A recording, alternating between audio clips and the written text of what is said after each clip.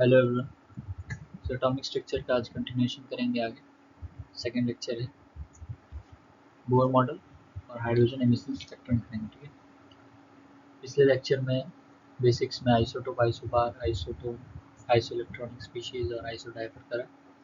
फिर हमने photoelectric effect को पूरा कंप्लीट करा। ठीक है, तो आज बोर मॉडल करेंगे। बोर मॉडल से पहले बहुत सारे मॉडल आए थे। थॉमसन मॉडल था, रदरफोर्ड मॉडल था। लोग के फेलियर्स थे, वो आप जूनियर क्लासेस में पढ़ते हैं। तो अभी जो हम बात करेंगे बोर मॉडल से डायरेक्ट बात करेंगे। ठीक है, तो बोर मॉडल्स में मैथमेटिकल कैलकुलेशंस जो है रेडियस की, वेलोसिटी की, एनर्जी की, वो सारे पे हमारा ज़्यादा एम्फेसिस रहेगा। और हाइड्रोजन एमिशन स्पेक्ट्रम में जो हमारा पूरा सीरीज़ है लाइमन, बामर, पाशन, ब्रैकेट, वो सारा हमारा मेन जो है सो एरिया ऑफ कंसर्न रहेगा। ठीक है, तो स्टार्ट करते हैं। तो बोर मॉडल, सबसे पहली बात जो बोर मॉडल का आपको जानना है कि एक स्टेबल मॉडल है।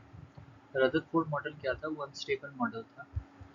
उसमें फिजिक्स के इलेक्ट्रोमैग्नेटिक थ्योरी का कॉन्सेप्ट के हिसाब से वहाँ पर जो पूरा सिस्टम था, जो रदरफोर्ड ने क्रिएट करा था, वो अनस्टेबल हो गया था। ठीक, तो इसलिए जो सबसे पहला जो हम पॉइंट लिखते हैं बोर मॉडल में, ऐसे आप पॉस्टुलेट्स आप देख सकते हो बुक में। मैंने यहाँ पर, मैं आपको पीपीटी वगैरह में बनाता हूँ। ठीक है, तो यहाँ पर मैं बुक का स्नैप लेता नहीं हूँ जो यहाँ पर मैं आपको डायरेक्ट शो कर दूँगा।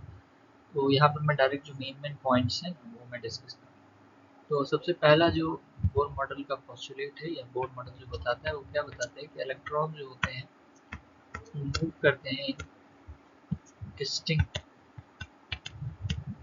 शेल्स, जिसको कि हम ऑर्बिट कहते हैं। ठीक है, और इन ऑर्बिट्स का नाम जो है क्या दिया गया? के एल एफ एन प्राइमरीली दिया गया। ठीक है, उसके बाद कितने इलेक्ट्रॉन होते हैं एक ऑर्बिट में? ऑर्बिट मतलब शेल है ना, ऑर्बिट मतलब शेल। ऑर्बिट होता है, फिर जैसे हम क्वांटम वाला पार्ट करेंगे, क्वांटम मॉडल वाला पार्ट, वहाँ पर जब हम डिस्कस करेंगे तो वहाँ पर ऑर्बिट आएगा, फिर सबशेल आएगा, फिर ऑर्बिटल आएगा, फिर स्पिन आएगा। तो ऑर्बिट आप एक मान लीजिए कि एक शहर, ऑर्बिट एक शहर है। ऑर्बिटल आपका लोकेलिटी, सॉरी, सबशेल आपका लोकेलिटी है।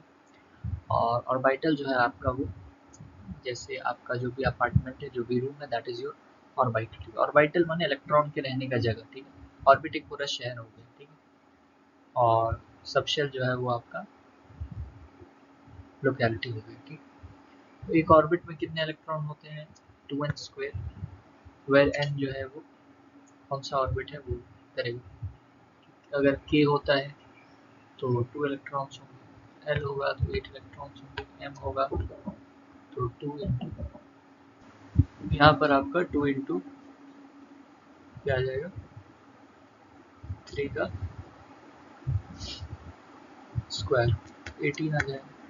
ऐसे ही फिर आपका के एल एम एन होगी, ऐसे करके चलता रहता है। के एल एम एन तक बात करें। ठीक है, बाद में जैसे यहाँ पर इलेक्ट्रॉनिक कन्फिग्रेशन लिखने का तरीका है 2, 8, 18, 32 ऐसे तरह। बट जब हम आगे बढ़ते हैं ना, जब हम मेन इलेक्ट्रॉनिक कन्फिग्रेशन पढ़ते हैं जिसमें आपका off principle, Pauli exclusion principle, वो सारा लगता है, एनर्जी को एक अलग तरीके से हम देखते हैं, एनर्जी का कॉन्सेप्ट, इलेक्ट्रॉनिक कन्फिग्रेशन लिखते हैं, तो वहाँ पर हमारा SPDF का कॉन्सेप्ट आता है। ठीक है, यहाँ पर ये हमारा जनरल जो बोर मॉडल जो है, जो हमें बताता है वो है। ऑब्वियसली ये आपका वो नहीं है, सबसे सक्सेसफुल मॉडल नहीं है, क्योंकि इसके बाद क्वांटम मॉडल आया, वहाँ पर और बेटर चीज़ें। ठीक है, ये एक पहला पॉइंट था। दूसरा क्या है कि अगर मान लीजिए ये n इज इक्वल्स टू 1 है, ये n इज इक्वल्स टू 2 है, और ये मान लीजिए एक और मान लीजिए यहाँ 3 मान लीजिए, यहाँ 2 मान लीजिए। तो अगर इलेक्ट्रॉन कोई है, n इज इक्वल्स टू 1, ठीक है, वेट मैं नेक्स्ट वाले पे शिफ्ट करता हूँ। चलिए नेक्स्ट वाले पे हम देखते हैं, सेकेंड वाला पॉइंट है वो, ठीक। क्या है कि अगर मान लीजिए n इक्वल्स टू 1 है, n इक्वल्स टू 2 है, n equals to 3,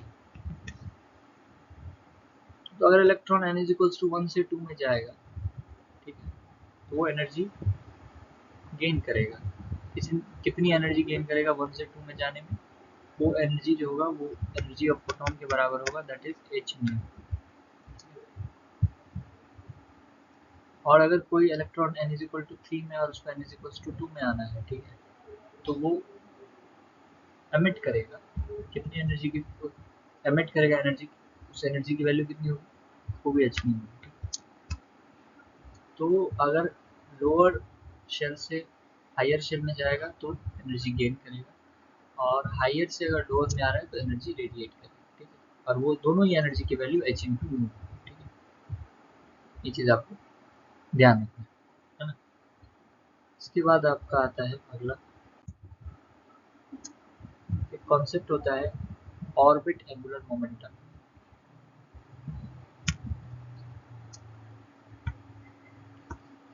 orbit angular momentum जिसको हम दिखाते हैं L से, which is equals to NH upon 2 pi, ठीक है। तो integral multiple of h upon 2, इसको क्या बोलते हैं, integral multiple of h upon 2 pi. h upon 2 पाई को हम रिड्यूस्ड प्लैंक कांस्टेंट बोलते हैं और उसको h कट से दिखाते हैं, दिस इज NH कट। ये चीज़ आपको ध्यान रखना चाहिए। वी एम वी आर के बराबर भी होता है, ठीक है, अगर हम फिजिक्स में बात करें, बट यहाँ एंगुलर मोमेंटम, लेकिन यहाँ पर जो मेन ये हमारा कोर मॉडल बताता है वो ये बताता है L is equals to NH upon 2 pi, integral multiple of h upon 2 pi, ठीक है। इलेक्ट्रॉन को ऑब्वियसली मोमेंटम है इलेक्ट्रॉन, ये चीज़ आपको ध्यान रखना है। इसके बाद कुछ कुछ हमारे डेरिवेशंस होते हैं, उसको हम देख लेते हैं थोड़ा सा। देखिए, मान लीजिए ये आपका यहाँ पर न्यूक्लियस है, यहाँ पर ये इलेक्ट्रॉन है, ठीक है। तो इलेक्ट्रॉन स्टेबल है, ठीक है, क्यों? क्योंकि यहाँ पर जो सेंट्रीपिटल फोर्स लग रहा है, मतलब सेंट्रीपिटल फोर्स जो लग रहा है वो किसके बराबर है, वो इलेक्ट्रोस्टैटिक फोर्स के बराबर। यहाँ जो आपका सेंट्रीपिटल फोर्स है वो किसके बराबर है, वो इलेक्ट्रोस्टैटिक फोर्स के बराबर है, ठीक है। जो कि अगर मैं मान लेता हूँ कि Z एटॉमिक नंबर है, तो Ze जो चार्ज है यहाँ पर इसका आपका न्यूक्लियस पे टोटल, तो सेंट्रीपिटल फोर्स जो है वो इलेक्ट्रोस्टैटिक फोर्स के बराबर है। यहाँ पर जब हम इसको फर्दर प्रोसीड करते हैं, mv square by r is equals to, अभी वी इलेक्ट्रॉन का वेलोसिटी है, आर इलेक्ट्रॉन की, आर एन एच शेल का, ये भी वी एन एच शेल का, तो इसको अभी ये एन एन आगे लिख लेंगे, ठीक है, इस पर अभी कंफ्यूजन नहीं रहता, आगे कर लेंगे इसको।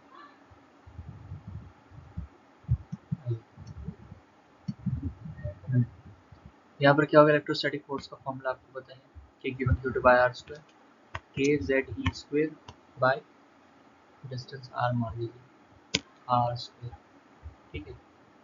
अब क्या है, एक आर से एक आर कट गया, तो एम वी स्क्वायर आर, ठीक है, इज इक्वल्स टू के जेड ई स्क्वायर। अब हमने एक चीज़ और पढ़ा है अभी तुरंत रात, L is equals to m v r is equals to n h upon 2, बस डाल दीजिए n h upon 2 into v, और जो हमारा क्या बना था, के जेड ई स्क्वायर ना, ये था आई थिंक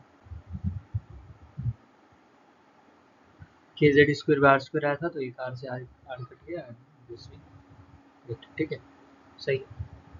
अब यहाँ से वेलोसिटी का आप एक्सप्रेशन निकालिए, 2 पाई के जेड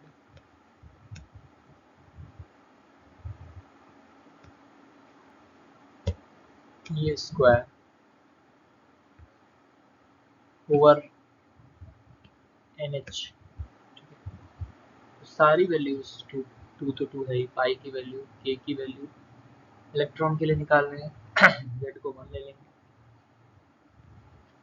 तो जो आपका फाइनल एक्सप्रेशन आएगा इस पर डिपेंडेंसी शो करें। जेड को 1 नहीं लेंगे, मतलब अगर हम हाइड्रोजन के लिए निकाल रहे हैं तो 1 लेंगे, और यहाँ पर डायरेक्ट जो है जेड बाई एन के डायरेक्टली प्रोपोर्शनल आ जाएगा, ठीक है।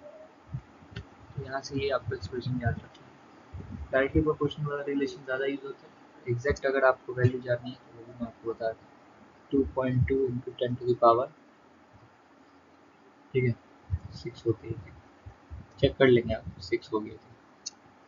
1.8 होती है, 2.2 ले लेते हैं, 10 पावर 6 होता है, ठीक है। जितना मेरे को ध्यान आ रहा है 10 पावर 6, क्योंकि काम यहीं से हो जाता है, ठीक है, इसकी ज़रूरत जनरली पड़ती है, ठीक है।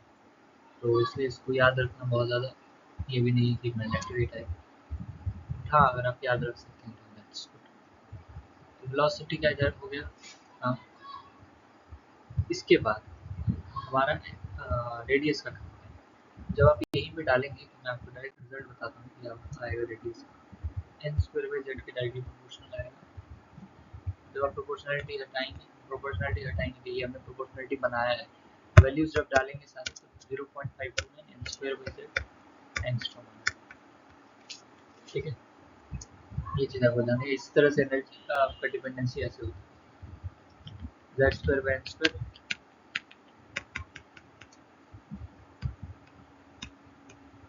इलेक्ट्रॉन वोल्ट,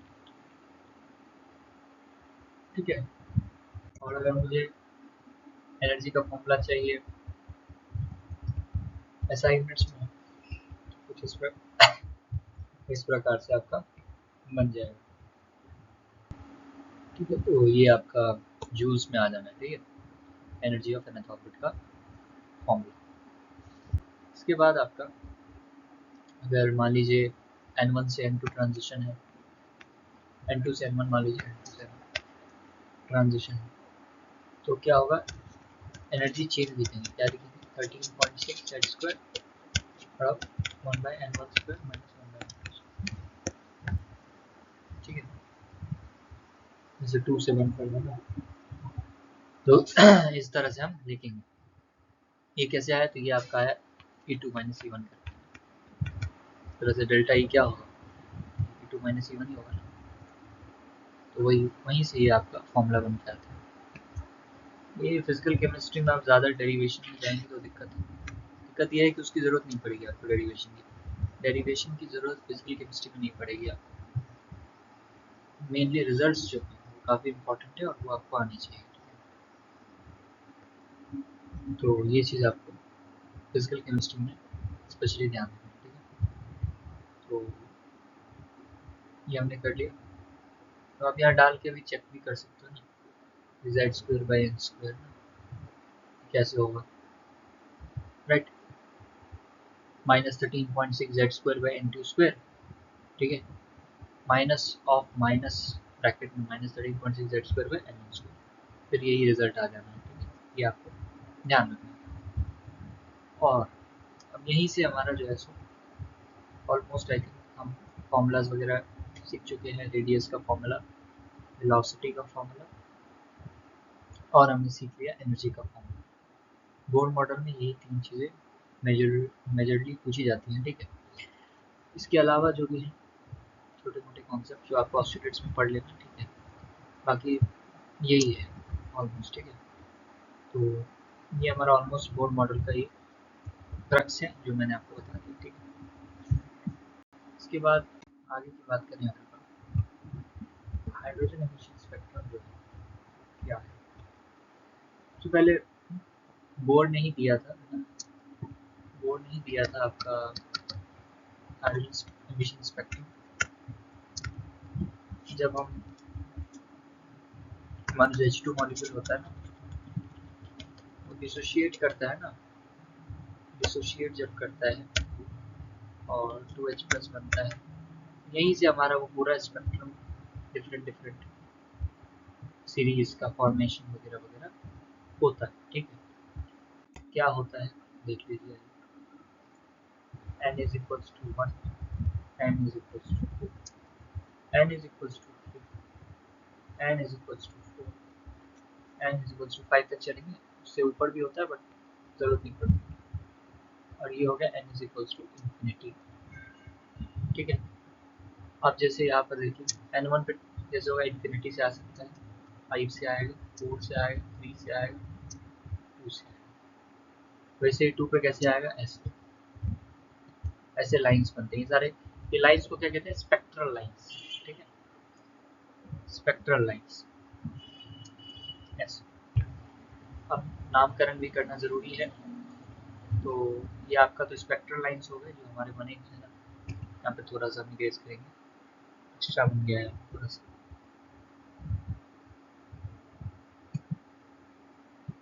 अब ठीक, तो ये आपके यहाँ पर लाइंस बनेंगे। ठीक है, n is equals to 1, n is equals to 2, n is equals to 3, n is equals to 4 and n is equals to 5। ये जो पूरा बना है ये एक सीरीज बनाता है, जिसको हम क्या कहते हैं मैं बताऊंगा। फिर ये एक सीरीज बनाएगा, ये एक सीरीज बनाएगा, ये एक सीरीज बनाएगा, ये एक सीरीज बनाएगा। तो first is liner series, second is n is equals to 2 पे अगर, ठीक है, और हो रहा है तो Balmer series, n is equals to 3 पर तो partial series, n is equals to 4 पर तो ब्रैकेट, और यहाँ पे। ठीक है, तो अगर हम हमारा ये स्पेक्ट्रम जो है उसके बेसिस पे देखें तो लाइनर सीरीज हमारा यूवी रीजन में आएगा।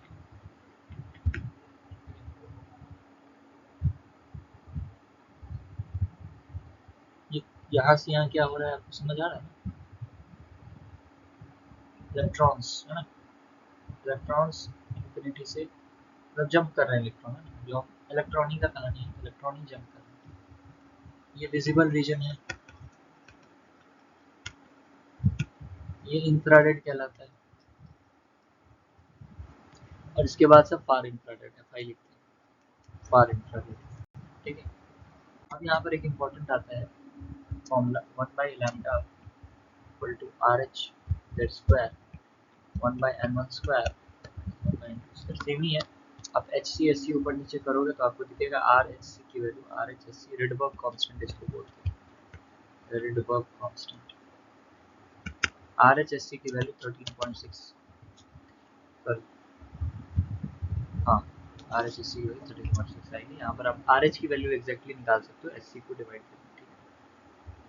इलेक्ट्रॉन वोल्ट में ऑब्वियसली आ रही है, SC की वैल्यू आपको इलेक्ट्रॉन वोल्ट में निकालनी है। और यहाँ पर ज़रूरत आपका जो क्वेश्चन बनते हैं इसमें, उसमें RH का फैक्टर कट ही जाता है ऑलमोस्ट। ठीक है, क्योंकि रेशियो वगैरह का क्वेश्चन बनता है तो वो RH का फैक्टर कट ही जाता है। अगर नहीं भी कटता है तो हम यहाँ से वैल्यू निकाल के यूज़ कर सकते हैं। ऐसे बहुत छोटी वैल्यू होती है RH की, तो ये भी आपको ध्यान रखना। मतलब आप यहाँ से वैल्यू निकाल सकते हो, क्या वट एवर भी द वैल्यू है ना, आप निकाल सकते हो। तो ये लैम्डा हो गया आपका wavelength, RH radial constant, Z atomic number, और n1 n2 का ट्रांजिशन। यहाँ पर जो केस बनता है वो है, एक बनता है आपका मिनिमम फ्रीक्वेंसी। जब फ्रीक्वेंसी मिनिमम होगा तो क्या होगा, एनर्जी भी मिनिमम होगी, मिनिमम, तो लैम्डा मैक्स हो जाएगा। इस केस में जो आपका होता है कि कैसा ट्रांजिशन होगा, तो ध्यान से आप देखिए। ठीक है, सो n इज इक्वल्स टू, अगर मान लीजिए n1 है, n1 प्लस 1 है, तो वहाँ से लेके n1 is equals to, sorry n is equals to n plus 1 है, या n प्लस 1 आप मान लीजिए। मैं इसको और बेटर नेक्स्ट स्लाइड पे देखते हैं, इम्पोर्टेंट कॉन्सेप्ट।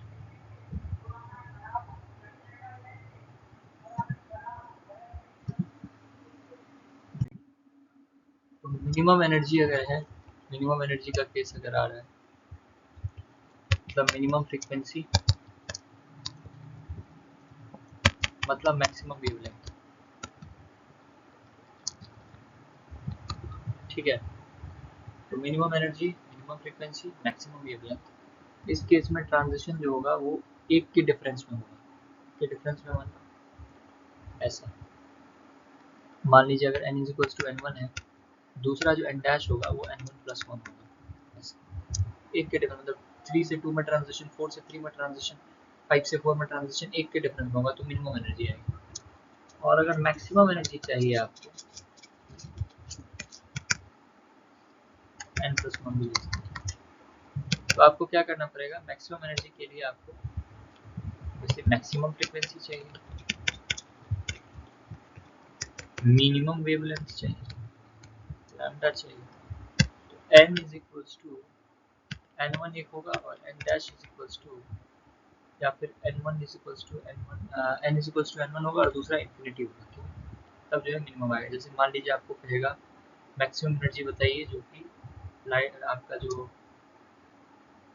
लाइन लाई करेगा वो लाइमन सीरीज में लाई करेगा, तो लाइमन सीरीज के लिए n1 1 होगा, अब 1 वहाँ पर n1 को 1 डालेंगे, n2 को इन्फिनिटी 1 बाई इन्फिनिटी 0 हो जाएगा, उस हिसाब से चल रहा है क्वेश्चंस में और बेटर आपको क्लियर होगा। अगला आपका चैलेंजिंग टेस्ट जो आएगा उसमें आपको चीज़ें और क्लियर दिखेंगी, ठीक है।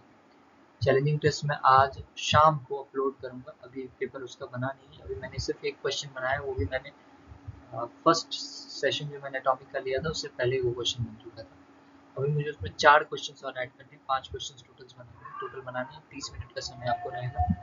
तो अच्छे क्वेश्चन बनाने हैं जिससे आपका पूरा रिवीजन हो जाए, अच्छे से चीज़ें प्रोसीड कर जाए, इसलिए जो है थोड़ा सा टाइम ले रहे हैं ना। तो ये आपको समझ में आना चाहिए, ठीक है। मिनिमम एनर्जी और मैक्सिमम एनर्जी का कॉन्सेप्ट हमने आपके साथ डिस्कस कर लिया। मेरे हिसाब से हाइड्रोजन एमिशन स्पेक्ट्रम में अब सिर्फ एक ही बात बचता है, that is number of spectral line का form. Number of spectral line कैसे बताते हैं, अगर मान लीजिए n2 से n1 ट्रांजिशन, तो फॉर्मूला कुछ ऐसा बनता है n2 minus n1 n2 minus n1 plus 1 over 2, ठीक है। अगर आप मैथ्स में पीएनसी के हिसाब से देखिएगा तो ऐसा बनेगा, अगर आप इसको पीएनसी से खोल के देखिएगा तो आपको यही चीज़ें दिखेंगी, तो ऐसा ही है ना। तो ये आपका n2 से n1 का है, n2 minus n1 into n2 minus n1 plus 1 by 2। तो हाइड्रोजन एमिशन स्पेक्ट्रम का आपका कॉन्सेप्ट हो चुका है ऑलमोस्ट, आई थिंक क्लियर, ठीक है। अब देखिए मैंने इस सेशन में हालांकि लिया था बोर्ड मॉडल और hydrogen emission spectrum he, but मैं 2 टॉपिक और अपनी तरफ से करवा रहा हूँ, जिससे कि हमारा लेक्चर जो हमने प्लान करा है 6 लेक्चर वो 5 में हो जाएगा, ठीक है। तो क्योंकि अब देखिए छोटा छोटा टॉपिक है, अभी 10 मिनट में मैं दोनों करवा दूंगा, डी ब्रॉगली मैटर वेव्स हैं और आपका हाइजेनबर्ग अनसर्टेनिटी प्रिंसिपल, वो दोनों एक साथ ही हो जाएगा। इसी लेक्चर में ट्राइंग की कर दूँगा, ठीक है, क्योंकि अराउंड 23 मिनट्स हमारे लेक्चर के भी हुए हैं। तो बाकी रिवीजन भी आप कर सकते हैं, नेक्स्ट लेक्चर में भी इसको कंटिन्यू कर सकते हैं, कि टेस्ट भी बनाने हैं और सो ओके, कोई दिक्कत नहीं है। आप इसको रिवाइज करो, है ना, जो भी हमने कॉन्सेप्ट डिस्कस करें हाइड्रोजन एमिशन स्पेक्ट्रम के, वो आप करो, रिवाइज करो, बोर्ड मॉडल के सारे फॉर्मूलाज रिवाइज करो, क्योंकि आज शाम को आपको मोर और लेस इवनिंग में 8-9 बजे तक मैं आपको पेपर भेज दूँगा, ठीक है। पेपर अभी क्रिएट नहीं हुआ क्योंकि टाइम लगता है मेरे को, मैं कोई ऐसा तो है नहीं कि मैं आपका कोई मेरे पास मैंने सोर्स रखा है वहाँ से मैं क्वेश्चन उठा के देता हूँ। आप पिछला टेस्ट का आप एक भी क्वेश्चन मुझे बता दो किसी भी बुक में एग्जैक्ट मिल जाए, दैट्स नॉट पॉसिबल। सारे क्वेश्चंस मेरे खुद के क्रिएटेड रहते हैं उसमें, ठीक है, सारे क्वेश्चन खुद के क्रिएटेड हैं और आपका कॉन्सेप्ट तो चेक करेंगे, साथ में मल्टी कॉन्सेप्ट, जैसे अभी मैंने यहाँ 2 टॉपिक करवाए, board model hydrogen emission spectrum, जिसे क्लास में वो सारे टॉपिक कराए, उस पे जो बहुत अच्छे अच्छे क्वेश्चंस बन सकते हैं जिसमें आपको सोचना पड़ेगा, ठीक है, इसमें आपका थॉट प्रोसेस इन्वॉल्व होगा, इसमें आपकी थिंकिंग एनालिटिकल माइंड सब कुछ इन्वॉल्व होगा, वैसे क्वेश्चंस मैं बनाता हूँ, ठीक है। तो इसलिए टाइम लगता है क्वेश्चंस बनाने में।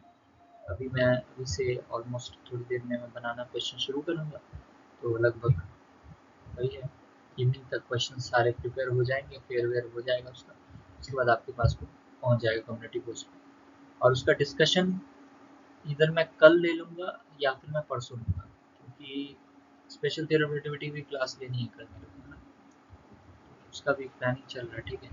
उसका भी पीपीटी वगैरह रेडी हो चुका है, पीपीटी क्या ही रेडी होगा, मतलब मैंने सेलेक्ट कर लिया कि कौन सा फॉन्ट का कौन सा किताब का पीपीटी रखना है उसका, क्योंकि सारे में सेम ही रखेंगे तब, है ना। तो स्पेशल थ्योरी ऑफ रिलेटिविटी का भी चल रहा है, उस पर भी करेंगे। अभी लेक्चर आपका मैंने लाइव वाले से हटा दिया क्योंकि मैंने रीजन बता दिया था, स्क्रीन पे इशू चल रहा है, तो लाइव में अभी नहीं हो पाएगा, बट रिकॉर्डिंग में आपको पक्के से मिलेगा। और वो बहुत आपका सोचने वाला लेक्चर है, ये सारे special theory of relativity.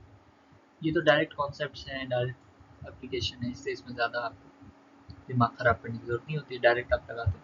But हाँ, ये कॉन्सेप्ट्स आसान है, मैं पढ़ाने में 25 मिनट में पढ़ा दूँ, बट इसके जो क्वेश्चंस आपको मिलेंगे आज, वो काफ़ी अच्छे क्वालिटी के क्वेश्चंस मिलेंगे, ठीक है, क्योंकि इसमें मैं डिफरेंट डिफरेंट तरह से घुमा घुमा के आपको पूछूंगा कॉन्सेप्ट। तो first lecture and second lecture अभी से आपका काम है।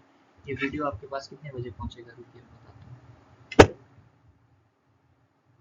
अभी अराउंड मैं जो रिकॉर्ड कर रहा हूँ 10:34 हो रहा है, आपके पास ये वीडियो ऑलमोस्ट 11:30 पे मैं प्रीमियर करूँगा, ठीक है, होगा उससे पहले तो पहले 11:15 पे ही कर दूँगा प्रीमियर, तो आपके पास 12 बजे तक सारा कुछ सॉर्ट हो जाएगा। उसके बाद आप रिवीजन करना शुरू करना, जो 5-6 आवर्स में आप एक अच्छा रिवीजन कर लो, जिससे कि आप सारे क्वेश्चन अटेम्प्ट कर पाओ। ये क्वेश्चन टफ नहीं होंगे, बट कॉन्सेप्चुअल अच्छे होंगे, मल्टी कॉन्सेप्ट बेस्ड क्वेश्चन होंगे, ठीक है, तो इसलिए है। बाकी मैं आपको कंटेंट दे रहा हूँ, आपको कंटेंट पसंद आ रहा है, you can share with your friends and do like share and subscribe, right. और एक और चीज़ मैं बता दूँ, अगर आप रियली पैशनेट है अबाउट टीचिंग और पढ़ाना चाहते हैं, क्योंकि हमारा चैनल का नाम ही नॉलेज ओशियन है, तो आप अगर पढ़ाना चाहते हैं तो यू कैन ईमेल मी, मैं आपको ईमेल आईडी दे देता हूँ, मैं आपको ईमेल आईडी देता हूँ अपना, ठीक है, आप वहाँ पर ईमेल कर सकते हो मेरे को, फिर मैं उस पर देखूँगा, फिर कैसे कैसे डेमो वगैरह होंगे वो सारे मैं चेक आउट कर लूँगा। और it is just you can say revolution, just a revolution in education industry, और यू से टीचिंग फील्ड, है ना। इसमें आपको मासेस को एजुकेट करने के लिए ये मैंने चैनल बनाया है। धीरे धीरे इस पर और चीज़ें अपलोड होंगी, आप धीरे धीरे अगर और लोग ज्वाइन करते हैं चैनल के साथ, अपने एक्सपीरियंसेस अपने नॉलेज को शेयर करते हैं, तो काफ़ी अच्छा होगा ना, क्योंकि मैं आपको फिजिक्स केमिस्ट्री मैथ, जैसे मैं बायोलॉजी का स्टूडेंट नहीं हूँ, I am not a biology student, I am PCM learn, तो अगर कोई बायोलॉजी आप पढ़ा सकते हो, अच्छा, you can come, you can email, email बता रहा हूँ,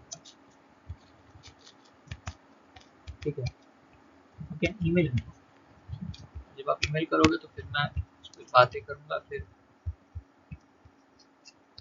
ठीक है, इस पर ईमेल कर दीजिएगा अपना shivansatyam15@gmail.com। ये जो हमारा चैनल है वो भी इसी से लॉगिन है, और यही मेरा सबसे ज़्यादा यूज़ है। वैसे 2 ईमेल है मेरे पास, but this is most frequent, हर जगह मैं यही ईमेल देता हूँ। आप इस ईमेल पे करोगे आप मेरे को, ठीक है। अभी मैं मोबाइल नंबर नहीं बता रहा हूँ, ठीक है, मोबाइल नंबर नहीं बता रहा हूँ। ईमेल आप इस पे ईमेल कर देना मेरे को, ठीक है, I will check on it. अगर आप रियली पढ़ाना चाहते हो, ज़बरदस्ती नहीं, पढ़ाना चाहते हो अगर आप, कोई भी सब्जेक्ट, एनी सब्जेक्ट, ठीक है, एनी सब्जेक्ट आप पढ़ा सकते हो। So yes, so thank you,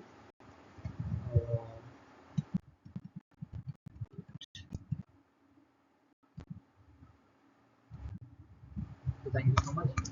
फिर हम नेक्स्ट सेशन में मिलेंगे, और आपको शाम तक आज 8 बजे 9 बजे मैक्सिमम तक आपको शीट मिल जाएगा, अच्छे से सॉल्व करेंगे उसको, और फिर हम डिस्कशन उसका लगाएंगे अच्छे से, उसमें भी जैसे पहले वाले में करा था, डिफिकल्टी रेटिंग सब कुछ करेंगे, ठीक है। So all the very best, ठीक है,